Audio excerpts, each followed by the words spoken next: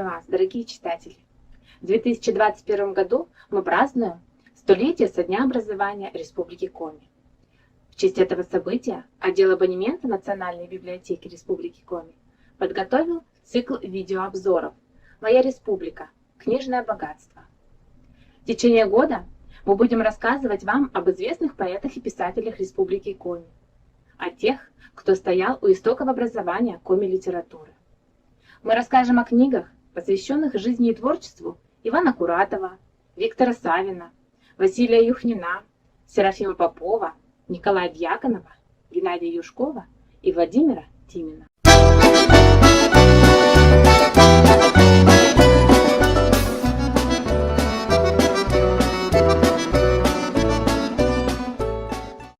Сегодняшний наш обзор посвящен первому коми-романисту Василию Васильевичу Юхнину. Родился он 12 января 1907 года в большой и дружной крестьянской семье коми-охотников в селе Занулье, Прилузье. С детства очень любил слушать сказки о Гундаре, злобном идолище, об Иван-Царевиче, о Василисе Прекрасной. Сказки рассказывала ему его бабушка, известная сказительница в селе была. От нее же он услышал охотничьи рассказы. Также любил слушать песни, величальные, свадебные. А вот позже, когда он уже будет студентом Коми-государственного педагогического института, он весь этот фольклор по памяти запишет и будет использовать в своем творчестве. Первый роман «Алая лента» он написал, когда ему было 32 года. Это было в 1939 году. В романе отражена жизнь коми-крестьян-охотников до революционной поры. Но в 1954 году литературная критика потребовала изменить роман. Нельзя было обойтись без коммунистов, без большевиков, без коммунистической идеологии. Юхнин переделал роман, но национальный колорит роман не потерял.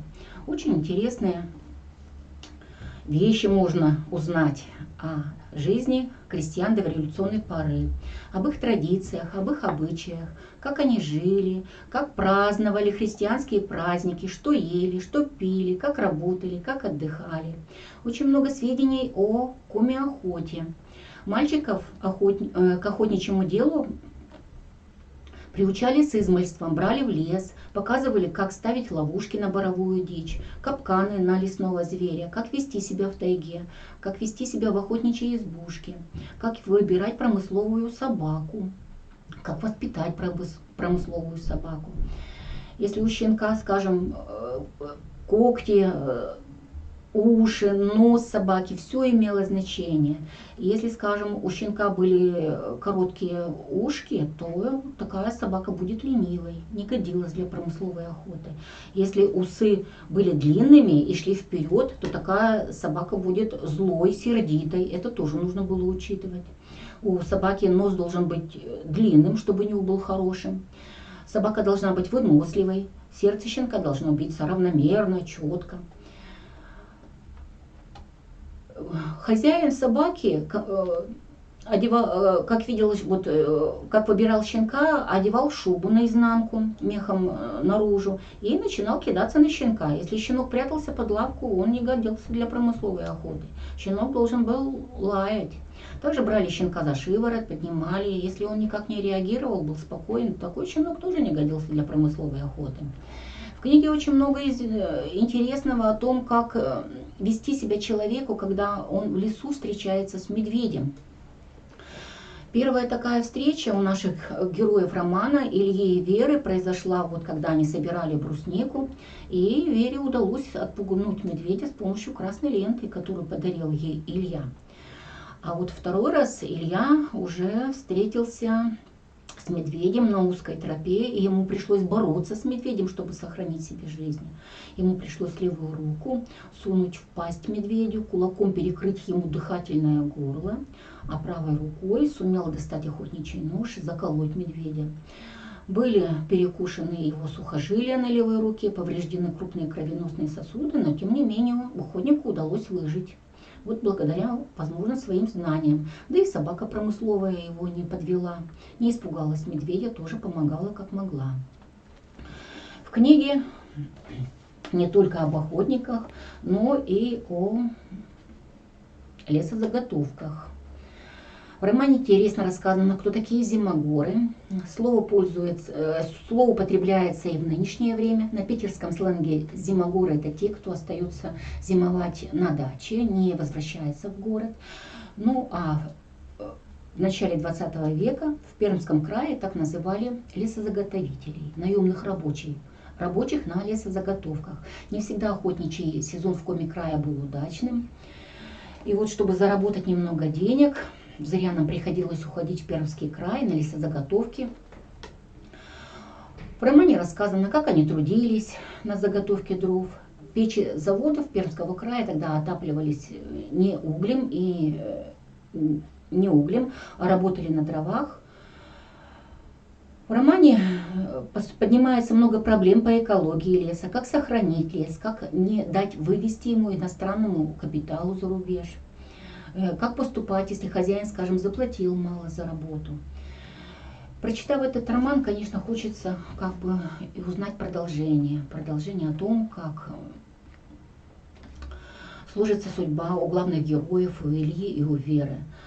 И Юхнин начал писать вторую книгу, она называлась «Сосны шумят», но книга была не закончена, он умер. А роман замышлялся как трилогия. Ну вот есть замечательная первая часть, которая называется «Алая лента», можно ее прочитать. Весь гонорар, который он получил за эту книгу, он потратил на то, чтобы купить пилораму, и эту пилораму отдал своему селу Занулье, где она проработала 25 лет. Еще книги Юхнина «Деньюльский лесопункт». Это первое крупное произведение Юхнина, которое он написал в 25 лет. Это повесть, которая называлась вначале «Прямой дорогой», но вышла вот отдельной книгой «Деньюльский лесопункт» и рассказывает об освоении севера. Освоению севера посвящены также его книги, его роман «Огни тундры», тоже роман об освоении севера, и посвящен он городу Воркуте, о строительстве города Воркуты, об освоении Заполярья, об освоении вот угольного бассейна. Роман о людях, которые строили этот город на вечной мерзлоте, безлюдной тундре, огни тундры. Также у Юхнина есть повести, посвященные детям. Самое известное — это «Огненное болото». Первое национальное детское произведение, которое вышло на всесоюзную арену. Оно было издано вначале в городе Москве. О дружбе двух мальчишек. Мите Кушманове, Сете Майберове и Мите Кушманове. Они были охотниками, одноклассниками, увлекались театром, читали книги. Однажды пошли на охоту и заблудились в болоте. Болото было известно своей нечистой силой. Люди, которые попадали туда, пропадали, а если и выбирались, то сходили с ума. И вот мальчики, попав на это болото, вначале, конечно, испугались, но сумели выйти с болота и сделали еще научное открытие. Повесть очень интересна, и я думаю, будет интересна не только детям, но и взрослым. У Юхнина очень много произведений, посвященных людям, которые воевали в Великой Отечественной войне. Одна из таких книг посвящена Николаю Оплеснину, человеку, имя которого известно всем в нашей республике, герою Советского Союза. Здесь рассказано о его подвиге, когда Николаю, как разведчику, трижды пришлось форсировать реку Волхов, чтобы связаться с частями Красной Армии, когда его дивизия попала в окружение. И вот этот его подвиг позволил дивизии выйти из окружения, за что он получил вот это звание Героя Советского Союза. В книге все о Николае. Воспоминания его товарищей, одноклассников, друзей, педагогов, товарищей по работе, воспоминания его родных и близких. Также есть интересная книга 1945 года издания в отделе «Абонемент» Национальной библиотеки Республики Коми, тоже посвящена Герою Советского Союза. Василию Павловичу Кислякову, уроженцу Усть-Цилимского района, который свой подвиг совершил в июле 1941 года вот в районе города Мурманска, где он служил. Его отряд отступал, закончились все боеприпасы, и тогда старший сержант Кисляков приказал своим бойцам отходить, а сам в одиночку удерживал занимаемые им позиции на протяжении многого времени и уничтожил 100 вражеских солдат. Вот за этот подвиг он был удостоен звания Героя Советского Союза. Он первый герой на Северном флоте. Книга «Сказ о герое» на коми-языке, издание 1945 года. Также у нас есть два издания, которые выпущены в Обячево Центральной библиотекой, которая носит тоже имя Юхнина, в 2018 году. В 2018 году в Прилукском районе проводился конкурс, который был посвящен 110-летию со дня рождения вот писателя Юхнина, и в котором участвовали практически все библиотеки района. По итогам конкурса был издан этот сборник. В этом издании сценарий по конференции по книге «Алая лента», сценарий литературных краеведческих часов, литературных вечеров, литературных игр, квестов, вечеров отдыха, брейн-рингов по творчеству Юхнина. Очень полезное издание по продвижению его творчества. Очень интересное издание. Все готово. И еще один сборник той же самой библиотеки, Центральной библиотеки в селе Обячево. Василий Юхнин. Личность, творчество, судьба. Сборник материалов о жизни и творчестве коми-писателя.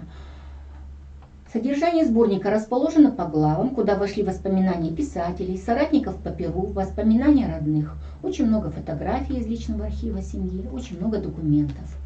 Надо сказать, что Юхнин прожил недолго, всего 53 года. 23 ноября 1960 года он умер по болезни в городе Сыктывкаре. Можно сказать, торопился жить. Все время посвящал писательскому труду. По воспоминаниям его близких, его дочерей, в его квартире всегда стояла звонкая тишина. Отец корпел над бумагами. И вот что он очень многое успел сделать, заслуга не только его, но и его жены Натальи Васильевны. Она полностью посвятила свою жизнь мужу, детям. Именно она перепечатывала все рукописи мужа. Можно сказать, что дом 22 по улице Советской в городе Сыктывкаре известен тем, что там жил известный коми-писатель Василий Васильевич Юхнин. Ну, на родине, в Занулье, тоже чтят память о нашем писателе. Сохранился родительский дом. Дом существует и поныне с памятной доской. В Занулье есть музей Юхнина, а в 2007 году был открыт ему памятник в этом селе. Ну и можно сказать, что сегодняшние читатели тоже будут благодарны писателю за интересные, полные душевности, лиризма и драматизма произведения о наших коми-крестьянах, которые жили в начале 20 века, до революционную пору. Книги очень интересные. Ждем наших читателей в Национальной библиотеке Республики Коми. Всегда рады вас видеть.